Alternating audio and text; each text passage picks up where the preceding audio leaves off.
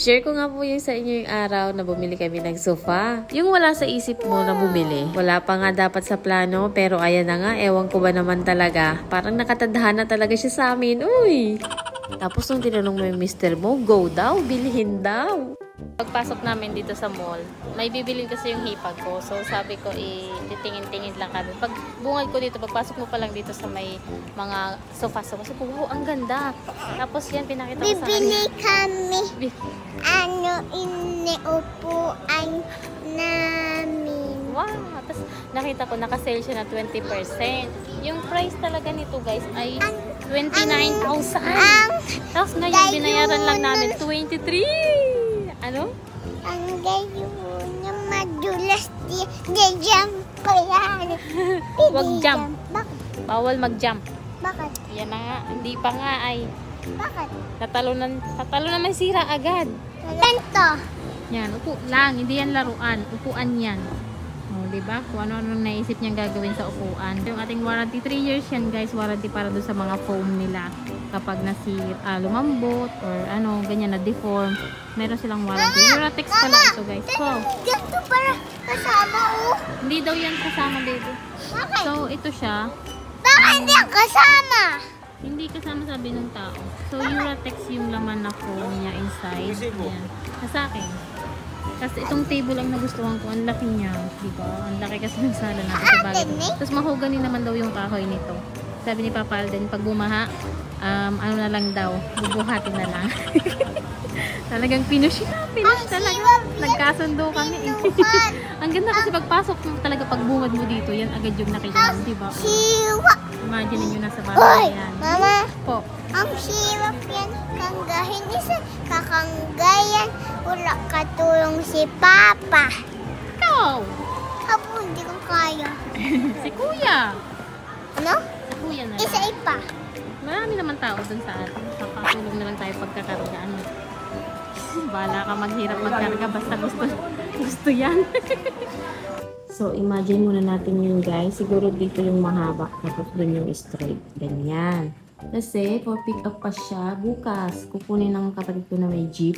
Kung ipapadeliver kasi natin, magdadagdag tayo ng 3,000. Sobrang mahal. So, siya na lang daw kukuha gamit yung jeep. Sana lang po kasya dun sa jeep. Update ko ulit kayo bukas pag nandito na yung sofa natin. Bye! Thanks for watching! Pinasyal nga namin itong si Ella po. Madami kaming napuntahan. At dito nga sa Eco Park, dito sa Naga City, ay may mga palaruan. So, tuwang-tuwa siya. Kaso nga lang pagpunta namin dito, ilang minutes lang ay magsasarado na siya. 5 PM lang po kasi yung time niya. Yung closing time niya. After nga namin dito, ay nagdiretso kami dun sa mall kasi may bibilin yung hipag ko. And then, sabi ko, pasok na lang din tayo kasi nga mainit to sa labas tapos makakaihi. Then, window shopping. Aba, pagpasok namin ay bumungad agad yung sopa. Kaya, ayan tuloy. O, pumasok ka pa eh. Sabi naman ni Papa Alden, huwag ka nang makonsensya. Ayos lang yan. Maganda naman. O, diba? Isa pa. Talagang gusto rin. So, paano ba yan? Dito na lang yung vlog natin. Bukas na lang pagdating ng sofa, guys. Bye! Thank you for watching!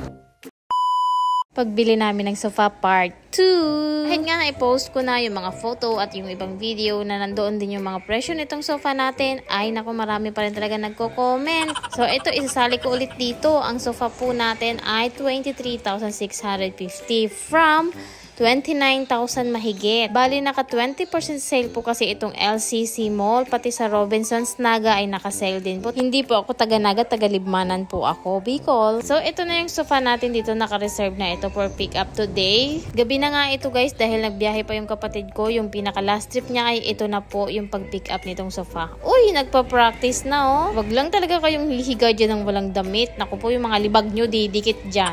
Ibibili nga po natin ito ng cover. Meron na ako sa Shopee guys. After 7 days daw bago ma-deliver, pero mabilis lang naman dito dumating, baka 3 days nandyan na. Tinatanong ko nga sila kung meron pa sila nitong iba na nandoon na hindi pa naka-display dito kasi syempre ito kung sino-sino nang umupo at saka naalikabukan na, pero wala daw. So ito na lang talaga yung ibibigay nila, yung naka-display dito, which is ganun naman talaga siguro. Pati itong nasa harapan nito guys ay may nakabili na rin kahapon, sabay kami nung bumibili, taga-Libmanan din, pareho kami ng lugar. Pauwi nga sa amin ay ay nasa kulang-kulang 1 hour din po ito, depende sa takbo mo. Malayo po kami sa bayan. At syempre hindi mawawala ang ating ilapot. Laging kasama kabuntot ni mama at ni papa. So ito yung jeep guys. Kasi nga pala kung gusto nyo mag-rent, yung mga nanonood ng taga dito sa amin malapit, ayan po, i-PM nyo lang po ako pag kailangan nyo ng service na marerentahan. Hindi nga pala ito kasya sa loob, kaya ayan, nilagay na lang nila dyan sa taas. Top load na lang po, yung lamesa lang nilagay sa loob. Grabe, habang tinitingnan ko to, grabe excited na talaga akong makita to sa loob ng bahay. Ay, hindi ko talaga akalain na magkakaroon na kami ng sofa guys. Pero diba sabi ko sa inyo, sisiw o sofa. Bumili pa rin kami ng sisiw at nakabili rin kami ng sofa.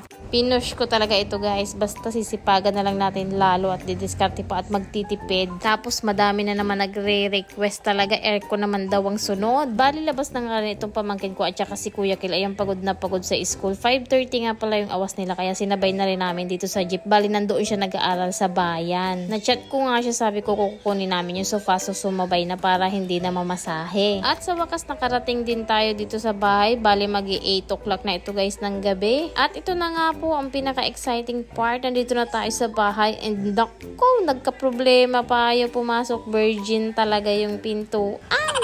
Kala ko nga maibabalik namin. Hindi talaga makasya-kasya. Ayan, pinasok, nilabas, ayun, nalabasan. And syempre, kapag ganun, ay, nako, ayan, luag na. Si Papa Alden na yung nag-drive. Ayan na nga, naipasok niya. Galing talaga mag-shoot ni Papa Alden.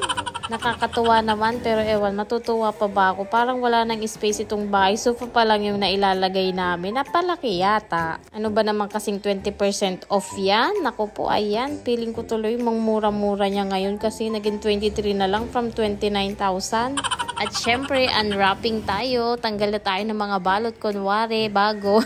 Pero madami na rin namang nakaupo doon sa display sa mall. Yung isang bata dyan excited ng mag-jump. Ayan, tinatry na. Maya-maya, naku po. Pero alam nyo ba, pagdating niya, sabi niya maglilinis daw talaga siya bago siya magja-jump dyan. Kasi ayaw niyang magdumi yung sofa namin. Tapos, alam nyo ba nakakatuwa sa batang to? Tinawag na lahat ng mga bata at ipinagchismisa ng meron kaming bagong sofa. Kahit nga pagpasok niya sa school, guys, pinagsasabi niya rin doon sa mga teacher na pumunta sa bahay at makiupo daw sa aming sofa. Nakakatuwa guys, pangarap ko talaga magkaroon ng sofa. Ala, grabe, nagkikrave na naman talaga ako ng aircon. Huy! Mag-ipon ka muna! Binenta na rin namin yung isa pang baboy guys at ito yung kinita namin. Nasa 9,000 pesos. May nabasa ako doon na comment sa isang vlog natin guys. Ito yung unang benta natin. Nasa 33,000 ito guys. So lahat-lahat ng benta natin sa baboy ay 43,000 pesos guys. Na ipupuhunan din natin ito sa susunod natin na negosyo. And yung nagsasabi doon sa comment na kung ilalagay mo ito sa bangko, tutubo ba itong pera mo ng 5,000 a month? Hindi, diba? So ayan, ipinuhunan namin siya sa baboy and tumubo tayo ng 7,000 pesos for 2 months only. Wala talaga kaming ipon dahil ipinupuhunan namin paikot-ikot sa negosyo kung ano yung pwedeng alagaan, kung ano yung pwedeng pasukin. Try lang ng try. Ganun talaga, lalo na pag dito ka sa Pilipinas. Yung mga available na pwede mong pasukin na negosyo, pasukin mo. Yung kaya mo, pag-aralan mo para kumita yung pera mo, hindi lang nasa bangko. Nauuso po ngayon ang foot and mouth disease. Nung nagpa-check up kami kanina, halos lahat ng mga bata na kasabay namin ay ito yung sakit din. May mga rashes na sila sa paa at kamay. Buti nga si Ella nagsisimula pa lang pagising niya kasi ng umaga. Ang sakit daw ng lalamunan niya. Tapos nung tinignan ko yung lalamunan niya, ang daming mga bilog-bilog na may mga puti na patches tsaka red. Tapos ito nga yung binigay na gamot, antibiotic tsaka yung sa allergy. Dito nga sa amin sa Libmanan, dyan ako nagpa-check up kay Dr. Bonsol. Ayan sa loob, sa pulang gate kayo papasok. Nauuso po ito ngayon, kaya tingnan nyo yung mga anak nyo guys, pa-check upan nyo agad bago pa lumala. Kakahawa daw po ang foot and mouth disease kaya hindi mo na siya papasok. Yung itsura nung kanyang tonsil sa tabi, mapula talaga. Ibisambi! Sino ang batang mabait?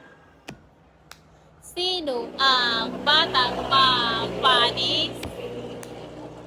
Mapanis ang amoy ng liig. Sino ang batang mabaho? Nakatulog na. Kanina pa yan nagre-reklamong masakit yung ganito. Pinainom na namin ng gamot. Yung binigay sa kanya ay antibiotic. Tapos meron siyang cetirizine yung para sa allergy daw yun. Ayan. Sa gabi papainumin yung sa allergy. Tulog na. Ihiga muna natin. Ayan yung sofa natin. Oh. Kaso ang init niya. In-orderan ko na to ng pangsapin kasi dami nag-comment sa post natin sa Facebook na magkakadumi daw agad pag ganyan. Kailangan niya may cover. So, in-orderan ko siya sa Shopee ng cover. Nasa 600 para ito sa dalawa. Pero yung pillow, wala pa. So, lalagay natin sa pillow. Hindi rin natatanggal yan guys, nakatahi kasi gawa nitong bilog na to. Ayan, nakatahi yung cover niya. Kailangan mong patahian ng bukod na cover. Ayan. Ang ganda, no? Ayan, pahinga time. Nilalagyan muna namin ito para hindi masyado magmi kasi ganyan nakahiga na nakahubad. O, yung libag mo dyan didikit na sa sopa. Ayun siya. Ang daming pillow. Nakakatuwa kasi free na yung pillow. Pati itong table, guys. Ayan. Yung table niya, libre na din. Nakakatuwa. May salamin. Wala pa pala akong na-order din na cover nito. Yun o, dumi na agad pala. Ay, hindi naman. Ano lang pala. Anino. So, ayan. Nag-day si Ella kasi ayaw kumain. Masakit daw. Kaso hindi niya rin naubos. Ayan, dami pang tira. Saan ba nakukuha ang foot and mouth disease? Saan kaya nakukuha yun? So, yun lang muna update natin sa vlog. Thank you for watching. We'll see you next time. Bye!